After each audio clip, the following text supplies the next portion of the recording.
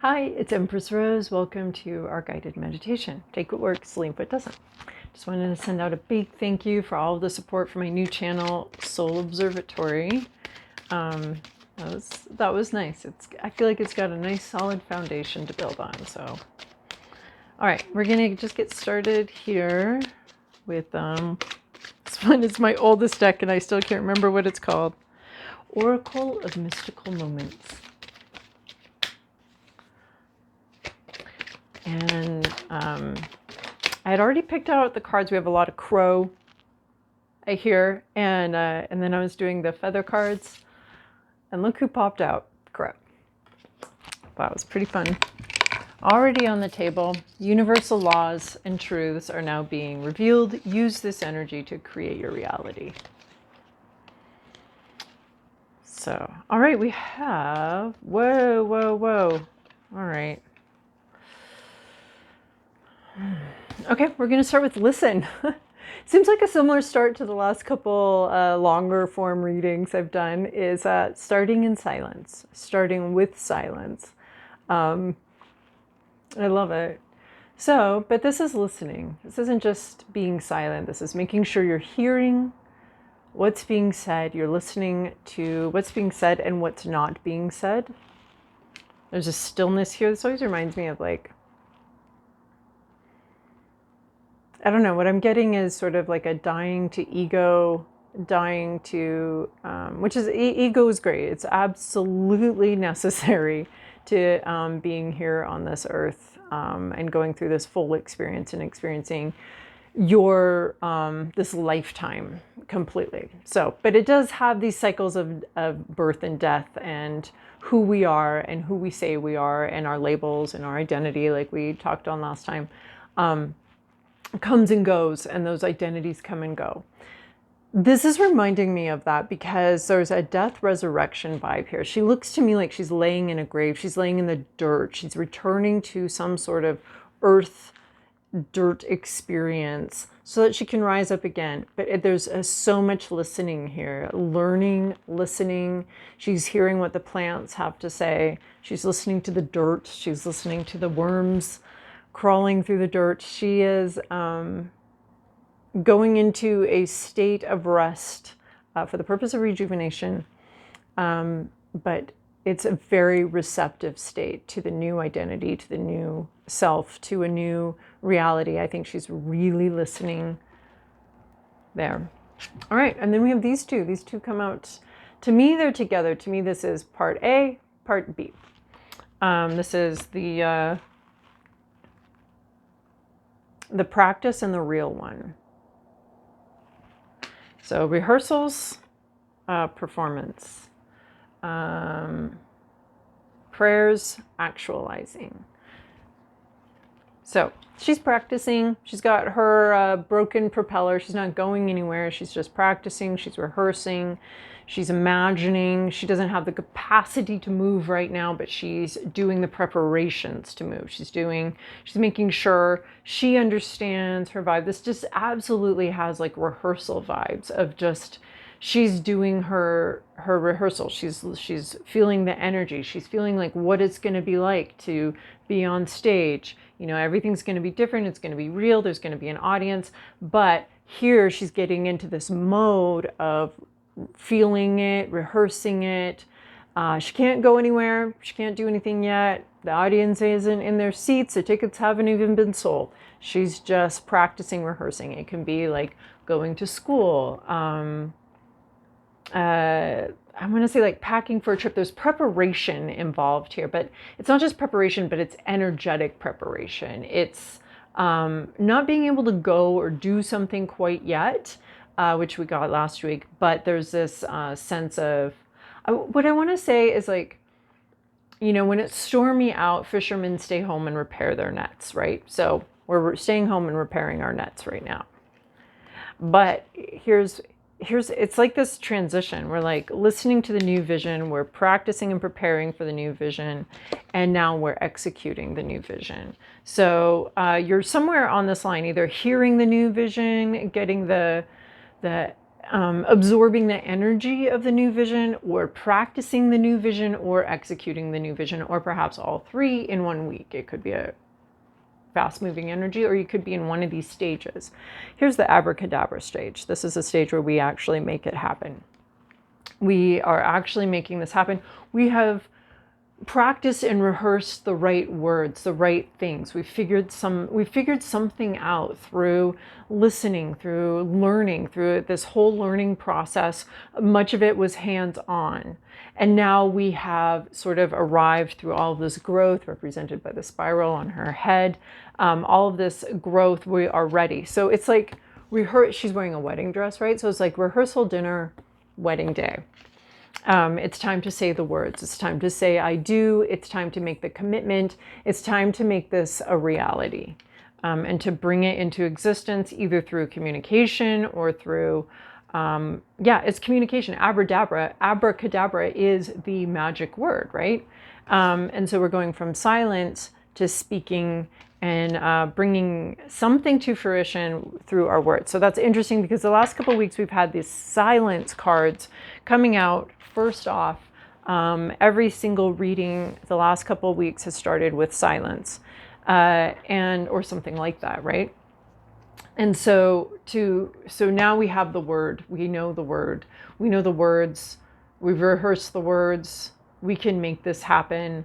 There's a powerful commitment through words. So the abracadabra to me could also mean is coming through as possibly a contract you're signing.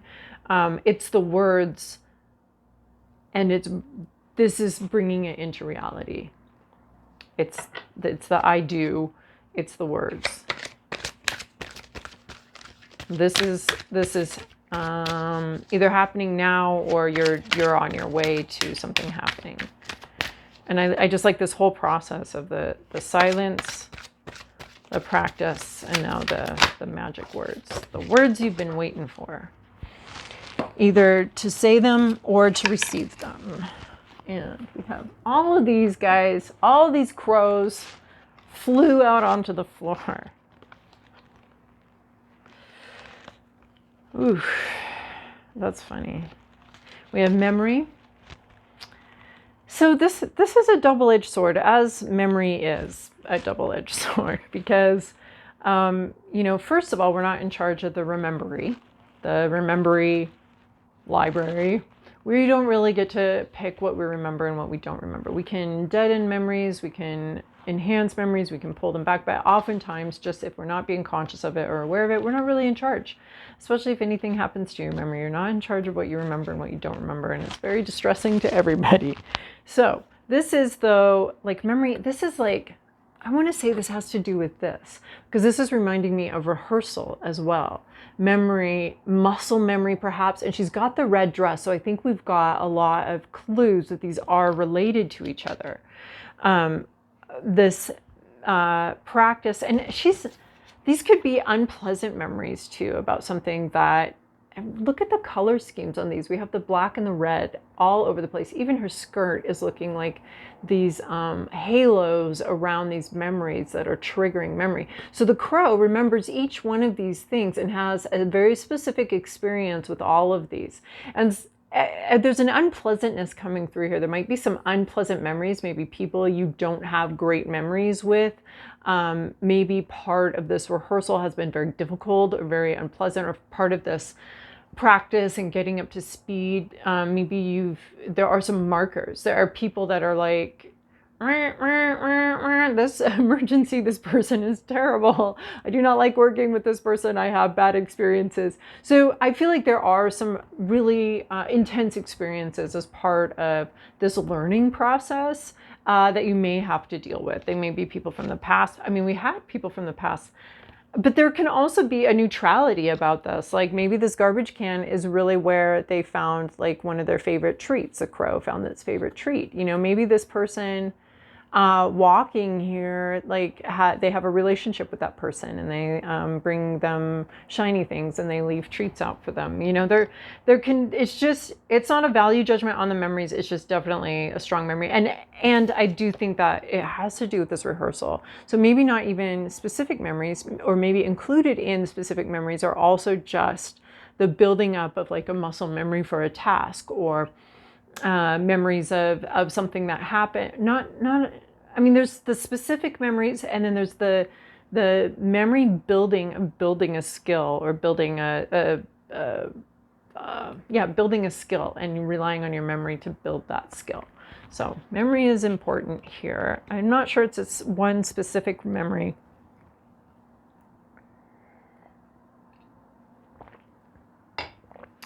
Then we have protection and trust. These go hand in hand as well. Oh my gosh, look, the egg being protected again. We got that out of several different crow cards last week too, is protecting something, protecting the egg that is being protected. Oh, I used these same decks last week too. And we had the egg being protected. What was it? It was protective nest. From this deck, we had protective nest last time. That's fascinating. Now we have protection from the other deck. Does that mean that both parties are protecting something?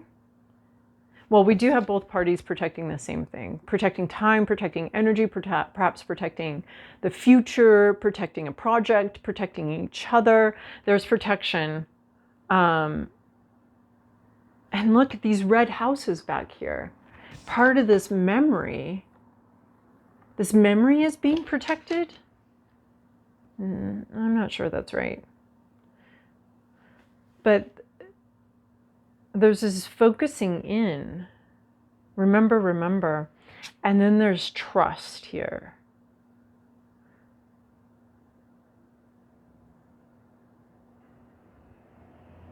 And I love this protection, trust that you are protected, trust that if you're protecting something, time, energy, project with someone, there's so much trust here, and it's like you can trust. And look, here's this treat.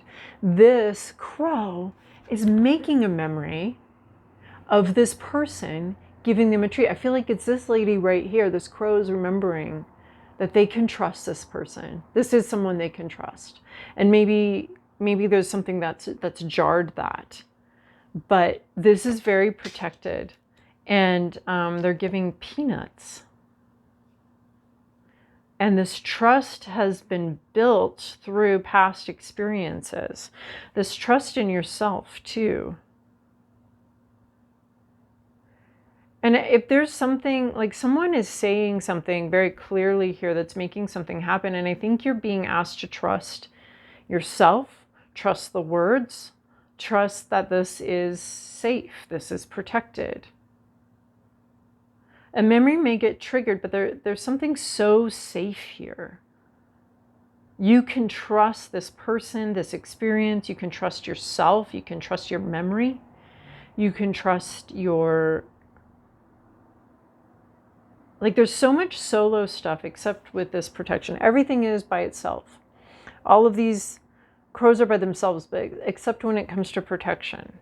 This is protected, and you can trust something. Because, like, rely on your memories, your past memories about who and what this person or this situation is. It's like, and then protecting the trust that, like, trust once destroyed is incredibly difficult to get back. If it can even be that.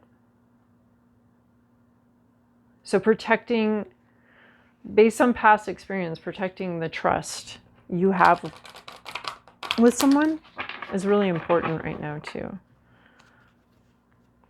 All right, we're going to take some of these goddesses. I'm going to cut the deck here. We have the goddess that is present, or the energy present around you, Kuan Yin, compassion. That's beautiful. Oh, I like that. How are we going to combine that?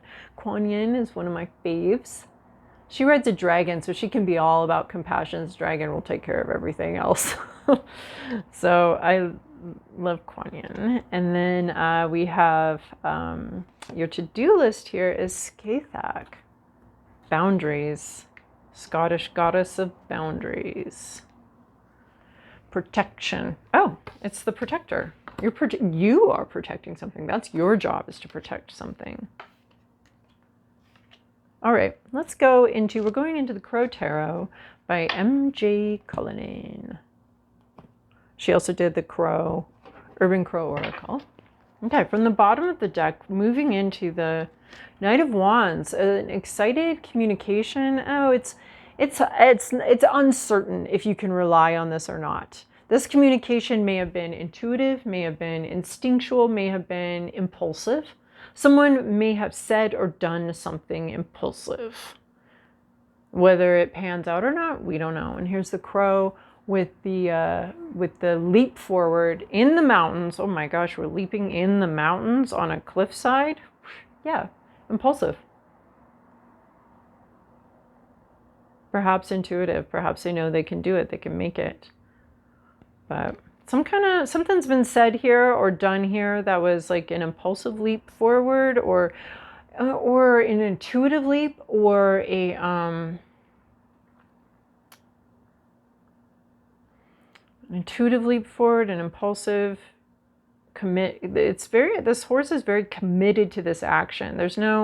With a leap like that, you're committing all four legs and the entire body to moving on this idea. And only once you land will you know whether it was impulsive or intuitive. It could also be a very communication about a creative act, a creative idea, a creative thing. Oh, right. And then coming from past, present, inner landscape. What's the issue? Environment, to-do list, possible outcome. All right, we got another knight here.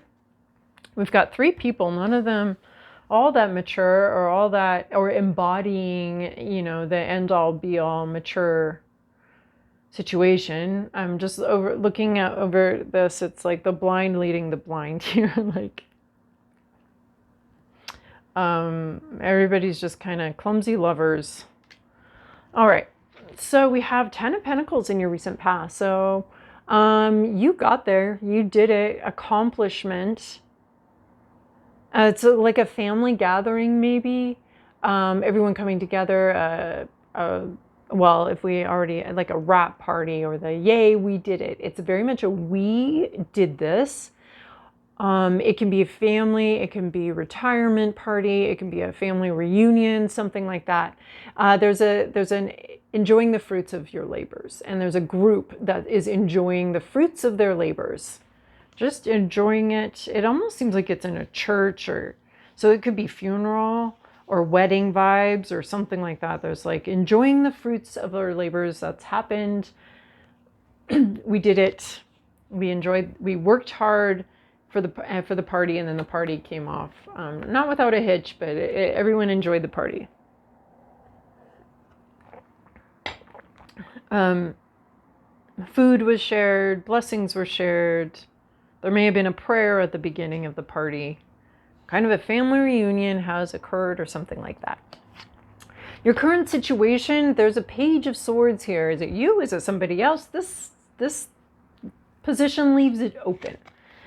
Page of Swords is somebody coming in with, everybody here has different vibes. We have the impulsive Knight of Wands, which is like, oh, let's go. We have the Page of Swords. So this can be a student. Actually, I think we ended with the Page of Swords last week. The Page of Swords and the Sage, the student mentor vibes. So we have the student here again, this Page of Swords, learning something, reading something, maybe going to school, having new, fresh ideas. But it's just brand new idea. I got this new idea. I maybe read it in a book or read it somewhere, and it's moving fast. We're actually booking pretty fast with this idea. And this new idea, not only are we moving forward with it, but we're also it's replacing old ideas. Old ideas are flying out the window. Well, that's not going to work. Well, That's a dumb, I don't need that anymore. I don't need that thought process anymore. I don't need those ideas anymore. I don't need that anymore. We're just going to go with, we got this and we're moving with it. There's something true. There's something clear. There's a clear new thought. And it's kind of eliminating some other thoughts that someone else has. This can be, again, this can be a student. This can be freshman energy. I mean, it's the page, so we already are in the freshman zone. It can be school, learning, ideas, communication, and it's new. It could also be someone learning a new style of communication, which is like, oh, that's a messed up way to communicate. I don't need to do that anymore. I'm going to learn a new way of communicating something. So it's new. It's a person. They're new. They're learning ideas and communicating. This definitely seems like someone is becoming clearer in their communication and dropping perhaps some old communication habits, some old ideas. Here is you. Deep inside, this is who you are. You love something. You're a knight. You want to communicate love, communicate appreciation. It's kind of looking a bit like this protection. You have a message of love and appreciation.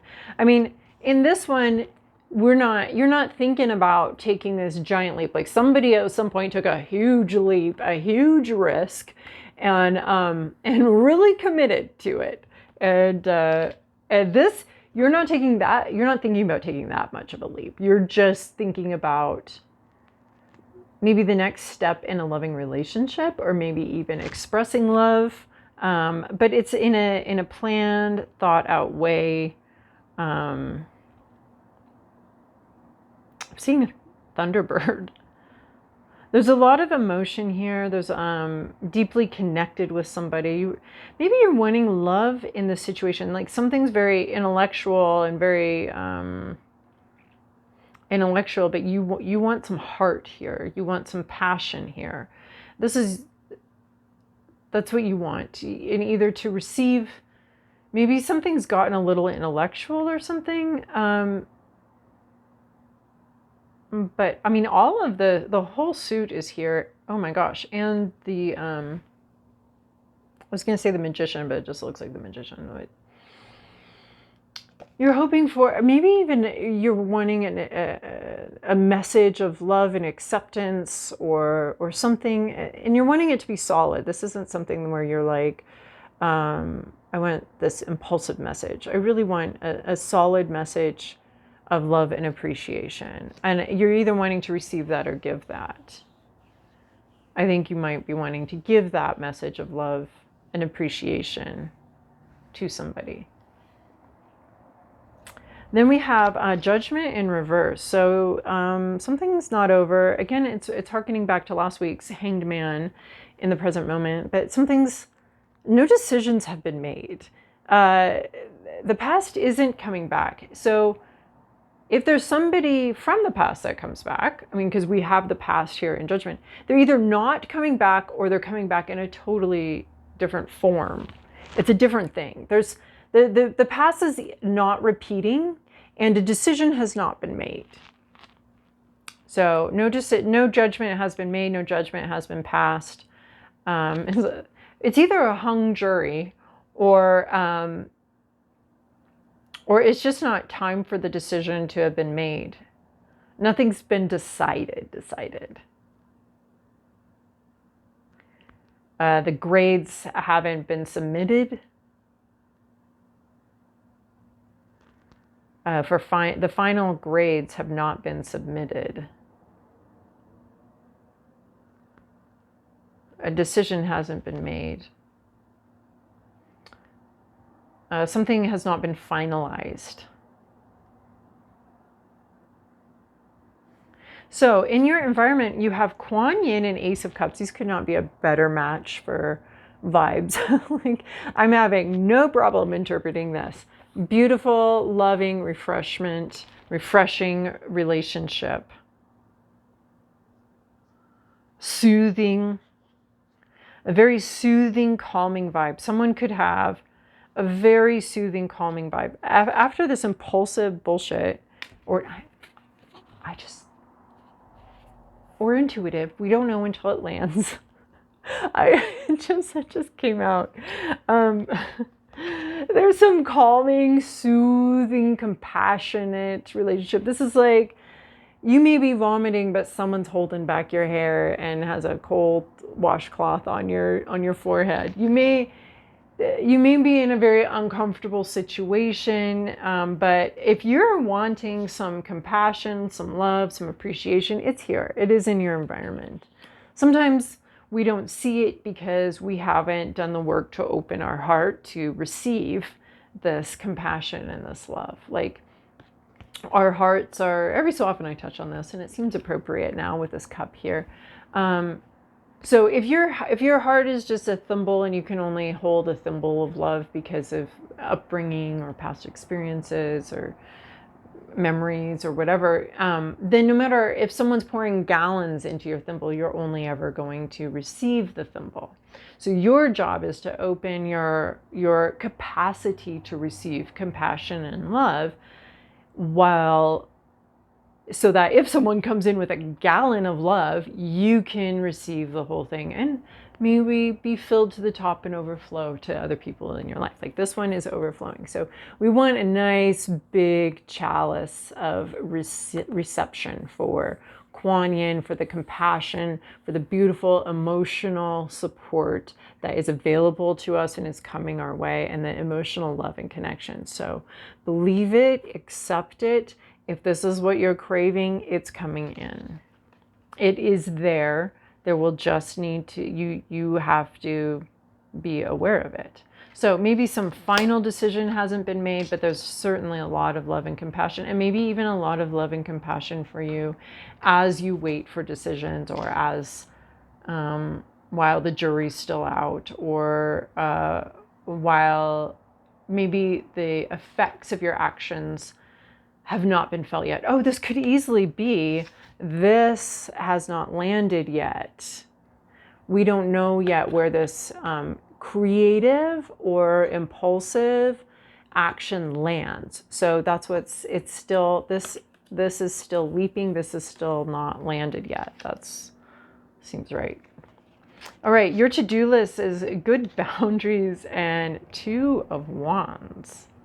There's a lot of 2s here, actually. Well, there's 2 2s here. But there's 2 Knights here, too. So there's 2 people communicating, one more impulsively, one more lovingly, or needing loving communication. And then the Page of Swords would also be communication, but it's not very... If it's communication, it's not very good communication. And then we have 2 of Wands. This, look, she's got a sword too, just like this Page of Swords where she sits underneath. So having good boundaries, just being like, no, I didn't, and maybe even trusting that you can have good boundaries here. Maybe you've been practicing good boundaries and you're at a point now where you're ready to speak them. But this 2 of Wands here is very practical. Very practical. There's a vision, but you see the 2 crows here. And then the only other card we have the 2 crows coming together here. And then we have 2 crows here in this protection. And I feel like this is very practical protection. Being very practical and protecting something, protecting energy, protecting time. It's a really practical card, and it always has this world card. It has this vision of something. I feel like there's a working together here, but also the only way to really work together like this is to know who's got what role. What are you doing? What are you doing? There's like a clarity of roles and really good delineation of those roles. And the boundaries. And so these boundaries of like, we can work together, but these are the rules. Or we can work together, but... So someone's being really compassionate, and your job is to have good boundaries. In a relationship. And to be very practical. So maybe it is like a practical boundary. Like, locking your door, or closing the windows, or closing the blinds. Having some kind of practical boundary, maybe building a fence or creating a better property line. Like, yeah, there's a good vision, there's a creative vision, but there also has to be some kind of very practical discussion about boundaries. And they have to be practicable boundaries. They have to be not theoretical boundaries, but you have to work together in a way with somebody to create these boundaries. And boundaries, good fences make good neighbors. You can trust that this person's not going to go onto your property if you have a fence, a good fence. So there's something about that. It's not just emotional boundary. It's like, and it could be, working with someone, developing some sort of chain of command or practical. It's not just talking about it. It's like, okay, well, you're responsible for this. It's like, I feel like planning a picnic. Maybe we're planning this party and we need to like be really clear on who's bringing what. Or if there's going to be alcohol or not alcohol or something like that. Like, it's really clear. Like, if this, maybe this is something that's being planned and there's an idea in the air about creating this, but we've got to like time, location, and like who's doing what. And yeah, just really practical things. So, and then our second two, or what it feels like our third two coming in here, we have these three. So this is again a very practical card. It's interesting because it's the Two of Pentacles. So these are flip-flopped in a way. This is the energetic suit, the wands, but we're in the practical manifestation of this. This is the Pentacles, which is the practical suit, the physical suit, except this is an energetic situation in that. So it is like juggling a lot, having a lot on your plate in the future. And I guess maybe that's where the good boundaries come in, is that you're not promising more than you can deliver. You're not, you're working with someone to develop roles and responsibilities. Because there's a lot coming in. There's a lot to do in the future. This also reminds me of like the different hats we wear, and we can't be wearing the same hat at the same time. Like the writer and the editor. If you're writing, you can't have the editor there editing while you're writing, and like, oh, that'll never work, because the editor, their job, oh, it's reminding me of this. Like, the editor's job is to remove stuff, right? To take away these extra feathers that we've outgrown and we don't need. But your job is creating stuff. And so maybe you're starting to write something. And this is sort of like this editor and the writer. So don't combine the two. This to me is always two things that cannot ever be combined. They're in different spheres, but they both have to be juggled and handled appropriately, and maybe even toggled between the two. It's like, if you're a judge and you have a baby and you can't bring your baby to work, like you just have to be fully with the baby or fully on the bench. Like, you can't do both. So that's what this reminds me of, or the editor and the writer. Like, you can't be editing while you're writing, because your writer is going to be filling the bucket and your editor is just going to be eating everything, taking everything out of the bucket, and you're never going to end up with a full bucket or a finished product. Like, you're going to be taking out as much as you're putting in, because the editor's like, no, not that. Oh no, we can't. Let's see, like, I'm thinking about writing a script. And so it's like, the editor's like, or the producer is like, well, we can't afford that scene. But you can't have the producer in the room while you're writing. The producer can come in later and edit and take apart and look at what you did. So it's toggling between two different roles, hopefully not between two different people. If so, then you definitely need to like be working on your boundaries there.